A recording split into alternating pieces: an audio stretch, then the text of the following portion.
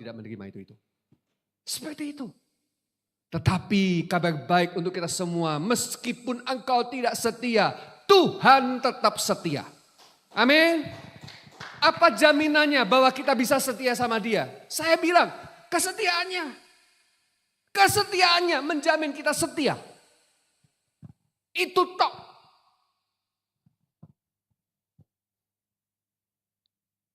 Di dunia orang yang menerima kasih karunia tidak mau membahas hal-hal yang di luar kasih karunia. Saya ingat sebuah kisah, ya, James Wigglesworth yang hidup di Inggris abad mungkin 16 atau 17. Smith ya. Wah, dia bukan orang percaya Bapak Ibu. Smith Wigglesworth. Dia bukan orang percaya. Istrinya orang yang percaya. Bapak Ibu. Ini orang yang gak percaya ini menganiaya orang yang percaya istrinya sendiri.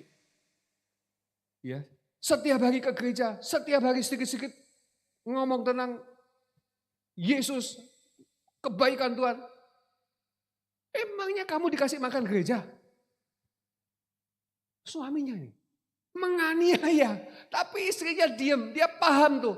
Gak ngerti firman, gak ngerti kebenaran, pikirannya ya tahulah. Satu hari istrinya berkata kepada suaminya, "Pak, aku tak ke gereja dulu ya. Sore-sore itu ada acara di gereja." Kamu tahu Pak, suaminya marah sekali. Sudah diomongi jangan gereja-gerejaan terus. Istrinya tetap ke gereja. Saudara tahu enggak, suami bilang, "Enggak usah pulang." Ceklek. Ngamuk. Waktu istrinya pulang, diketuk-ketuk gak dibukain. Dipanggil-panggil namanya. Ya, mungkin Smith gitu ya. Gak dibukain. Padahal itu musim dingin. Di luar rumah. Istrinya duduk di situ sampai pagi. Tidur di situ sampai pagi. Suaminya di dalam rumah pikir kapok sama. Dia pikir istrinya enggak tahu tidur di gereja kah, enggak tahu. Waktu dia buka pintu, suaminya ini, Smith ini buka pintu. Istrinya yang tadinya duduk di depan pintu berdiri. Dan dia bilang, "Good morning, babe." Ya, sayang. Ya. I love you. Saya mau buat kopi buat kamu pagi ini. Dia ngomong seperti nggak terjadi apa-apa sepanjang malam. Kamu tahu enggak? Gara-gara itu Smith tahu Tuhan yang hidup melalui istrinya. Sekarang ganti kapok kamu. Percaya Yesus tuh akhirnya kebablasan jadi hamba Tuhan. Tuh kasih karunia tuh kayak gitu. Coba kalau di bawah hukum. Ya, kamu ya kayak gitu ya, tak buales kamu. Ya, mata ganti mata, gigi ganti gigi. Ya, takkan apa? Dia ngancingi, oh sesuk ganti tak kancingi. Ada banyak kemarahan istri-istri yang tidak bisa terlampiaskan. Sampai sikat gigi suaminya itu dibuat gosok WC. Ya, suaminya nggak ngerti kan? Baru ketahuan setelah bertobat. Ngaku. Ya, tapi itu hukum ya. Penuh kasih karunia enggak gitu. Amin ibu-ibu. Ya, punya suami kayak gitu ibu-ibu. Sabar, tahan. Kasih karunia lebih hebat daripada hukum Taurat. Amin. Kalau hukum Taurat ada kemuliaan, lebih-lebih lagi. Diulang sampai 3 kali. Lebih-lebih lagi. Lebih-lebih lagi. Kasih karunia, perjanjian baru. Pelayanan Yesus Kristus. Pelayanan Roh yang memerdekakan. Haleluya. Pak Vincent kok jamnya cepat banget ya? Masih separuh. Galatia 4 ayat 31. Karena itu saudara-saudara, kita bukanlah anak-anak hamba perempuan. Ya, Selanjutnya baca sama-sama. Melainkan anak-anak perempuan merdeka. Tepuk tangannya. Tepuk bahu sebelahmu. Anak perempuan merdeka. Kamu merdeka. Dek, mas, koh, cik, ya, beb. Ya, kamu anak-anak merdeka. Ya. Istri saya kalau manggil saya enggak pa. Saya enggak boleh manggil dia ma gitu. Enggak boleh Pak Vincent ya. Manggilnya beb sekarang. Ya. Pak Peter mana Pak Peter? Elsa beb ya. Manggilnya. Halo. Orang-orang merdeka. Puji Tuhan. Ini bagian yang lain. Saya mau menunjuk aja ya. Allah Tritunggal itu adalah Allah yang kita kenal di dalam nama Tuhan Yesus Kristus. Dan kamu mengetahui kebenaran dan kebenaran itu akan memerdekakan kamu. Bilang amin. Kebenaran itu siapa? Yesus Kristus. Apabila anak itu memerdekakan kamu, kamu pun benar-benar merdeka. Ya. Luar biasa. Pak, merdeka dari apa? Dari dosa ya. Merdeka itu benar-benar merdeka itu seperti apa? Ya merdeka wis pokoknya. Apakah juga termasuk merdeka untuk berbuat dosa? Waduh. Pak Vincent gimana jawabnya ini? Termasuk Bapak Ibu? Termasuk. Ada yang kaget ya. Wih, merdeka untuk berbuat dosa. Tapi saya kasih tahu Bapak Ibu, ikan itu merdeka kan di dalam kolam, di dalam air. Ya, kalau dia loncat, itu yang merdeka. Ya. Merdeka. Tahu enggak nasibnya kalau orang ikan itu loncat dari keluar kolam, nasibnya apa? Mati. Dosa itu membuat kita mati. Tapi nanti dulu, Pak. Ini pemahamannya gimana nih? Kacau ini Pak saya, Pak. Tak kasih tahu ya. Sekali selamat, tetap selamat. Ya, kamu milik Kristus, selamanya milik Kristus. Kamu mati pasti masuk surga, pasti. Tapi kalau kamu berbuat dosa, saya kasih tahu ya, akan merusakkan kehidupanmu di dunia ini. Ya. Mau contohnya? Coba nyolong di Indomaret. Coba nyolong pit sepeda, bukan pitik ya, pit sepeda. Coba. Nanti kan ada yang nangkep. Gitu. Enggak usah polisi lah, pokoknya ada yang melihat maling gitu, nanti kan masih nangkep. Nah, kamu dipukuli mungkin dipermalukan. Sekarang mau jadi zaman viral-viralan karena ini loh, ya pelayanan di gereja nyolong, ya, kan percobaan. Social eksperimen katanya, ya ditayangkan. Wah, malunya kalau punya malu Bapak Ibu, ya kan? Wah, ruginya karena orang nggak akan bisnis sama dia. Teman-temannya mulai bingung. Masa dia? Ya wes, jangan dekat-dekat sama dia. Oh, malah dijauh. Loh, sanksinya resikonya di sini. Di hadapan Yesus, kalau dia anak yang dikasihnya, tetap dikasih. Yesus menghukum dia? Tidak. Yesus mengatakan, tapi dosa menghancurkan dia. Tak kasih tahu. Di Korintus pasal 2, Korintus 2 pasal 5, ada cerita. Ada di jemaat Korintus. Istri ayahnya tidur sama anaknya. Maksudnya sebadan. Bersetubuh. Saya bertanya, kemungkinannya apa itu? Ibu kandung sama anak kandung? Orang bilang, gak mungkin lah. Tapi tak kasih ya, di dalam zaman Eden hari ini, ada loh cerita itu. Ada. Tapi yang di jemaat Korintus kemungkinan tafsirannya itu ibu tiri. Ibu sambung, ibu tambahan dari ayahnya. Lah kemudian karena mungkin satu rumah, terjadilah itu hubungan gelap. Saudara, nasihat Paulus kepada jemaat apa?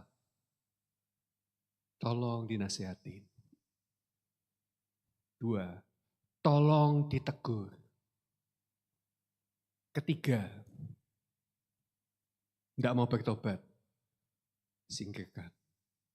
Kalau enggak, nanti semua ini kena raginya. Bahaya. Skorsing. Minggir dulu. Enggak bertobat. Paulus ngomong apa? Mari kita serahkan kepada iblis. Supaya tubuhnya binasa. Tetapi, nah ini kalimat yang bagus. Baca ya nanti ya, baca sendiri ya. Tetapi rohnya diselamatkan pada hari. Jadi kalau Tuhan mengasihi, selamanya tetap mengasihi. Dia enggak pernah berubah. Dia tidak pernah berubah karena kamu. Kamu mau apik, mau elek, kalau dia mengasihi, mengasihi aja. Dan itulah saya bilang cinta yang sejati itu kayak gitu. Berani menyerahkan diri. Hei teman-teman yang mau menikah, yang sudah menikah, saya mau cek sekali lagi. Menurut kamu, cinta itu apa? Kasih itu apa? Oh Pak, perasaan suka sama seseorang. Karena dia baik, karena dia menggetarkan hati saya. Nah, kalau perasaan-perasaan itu sudah ada, kamu masih cinta atau tidak? Kalau tiba-tiba pasanganmu tiba-tiba ngaplok kamu, ya, tangannya tiba-tiba jadi ringan, ya. Apakah kamu tetap mengasihi dia? Masa begitu Pak? Saya harus tetap mengasihi orang kayak gitu Pak? Gimana? Maya, masih harus tetap mengasihi. Ini bukan ide loh ya. Pendapat anak yang penuh kasih karunia bagaimana? Wah, ini perkara yang susah ini. Tapi saya berkata, kalau engkau mendapatkan cinta yang seperti Yesus miliki, kasih agape, kasih tidak bersyarat, kasih yang tidak pernah menuntut, kasih yang menyerahkan diri, kamu akan tetap sanggup mengasihi. Karena kasih itu dia. Amin ibu-ibu. Mantuk-mantuk. Bapak-bapak. Pak Vincent, amin. Bapak-bapak yang lain. Meskipun istrimu tidak secantik dulu. Meskipun istrimu tidak masak lagi untuk kamu. Atau kalau masak, kasinan banget. Dan itu berulang-ulang. Kamu masih mencintainya? Bapak-bapak? Masih ya Bapak Ibu ya. Masaknya gosong? Masih. Suami bijaksana menjawab, yang gosong kan cuma sekali. Ya, bertahun-tahun dia nggak pernah gosong. Masa gara-gara gosong sekali, cinta luntur? Nggak gitulah. Nah kalau gosongnya berkali-kali, ya namanya menyerahkan diri Bapak Ibu. Ya, kalau sampai mati di atas kayu salib pun, sampai mati di atas kayu salib sudah digantikan Yesus ya. Kasih itu tetap ada. Saya itu terakhir ya. Saya itu selalu mengingat kesaksiannya Adimanhutu. Siapa yang masih ingat Adimanhutu? Sudah almarhum sekarang. Ya banyak yang gak kenal nih, generasinya sudah beda. Adimanhutu itu cerita. Dulu waktu jadi artis lagunya Nona Ana gitu ya. Ya, Virgo lagunya yang saya ingat. Terus lagunya apa lagi? Terus kemudian kan dia bertobat kan. Waktu dia nyanyi manggung di mana-mana, dia bilang, selalu panitia sediakan wanita. Gratis. Di luar panggung, dia mabuk. Dia pesta. Istrinya di rumah ditinggalin. Pulangnya malam mabuk tumpah-tumpah. Istrinya nungguin. Mau protes sudah gak bisa protes. Saudara tahu, berkali-kali Adimanhutu pulang ke rumah istrinya berdoa tengah malam. Mendoakan nama dia disebut. Ketika dia pulang, tumpah-tumpah, istrinya melayani. Kasih adalah menyerahkan diri. Dan satu kalimat yang membuat saya merasa terkesan banget dengan istri Adimanhutu. Istri saya meskipun sangat menderita oleh karena saya.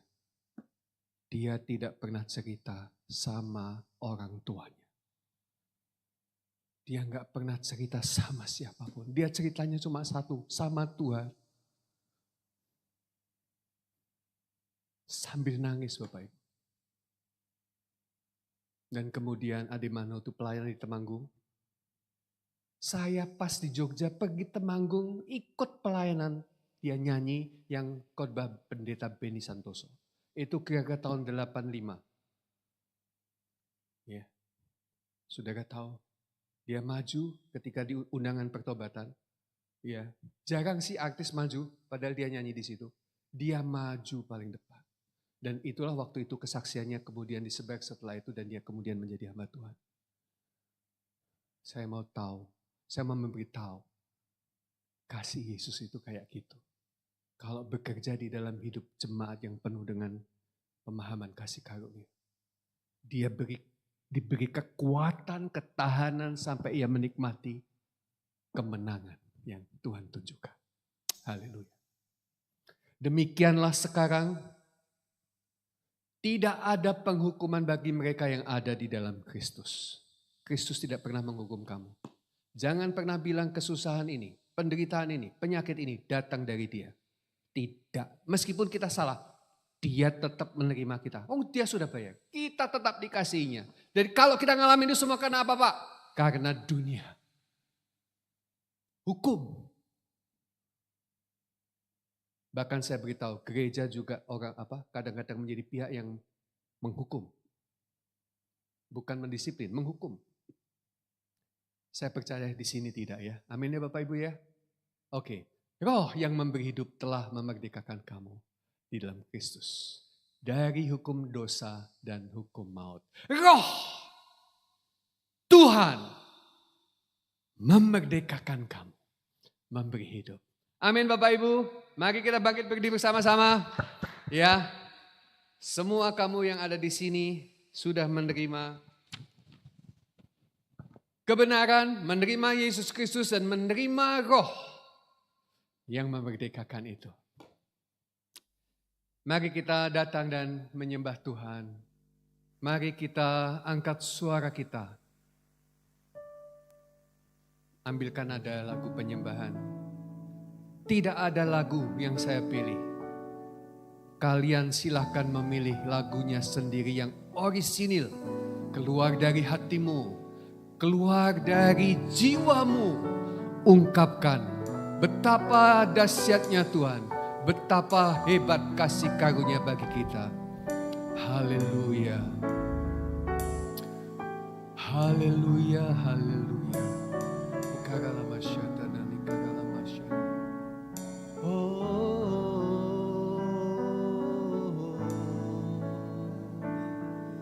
Engkau sungguh baik, Engkau sangat baik. Anugerahmu sempurna, kasih-Mu nyata Tuhan, mengalir dalam kami.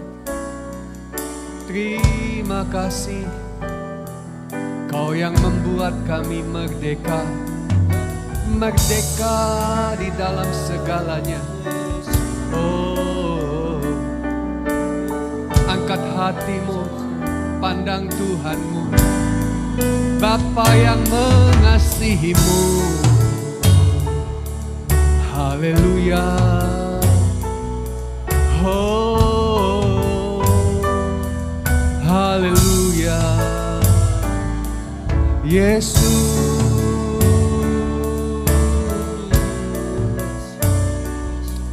Terima kasih Bapa. Terima kasih Yesus. Haleluya. Oh.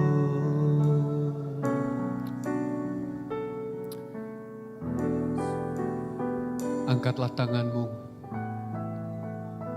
Serahkanlah hidupmu.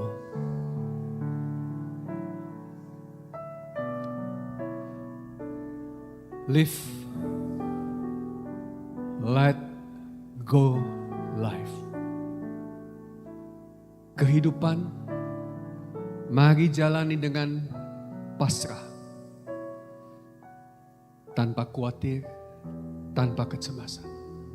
Sebab engkau telah menikmati kasih karunia Tuhan begitu dahsyat.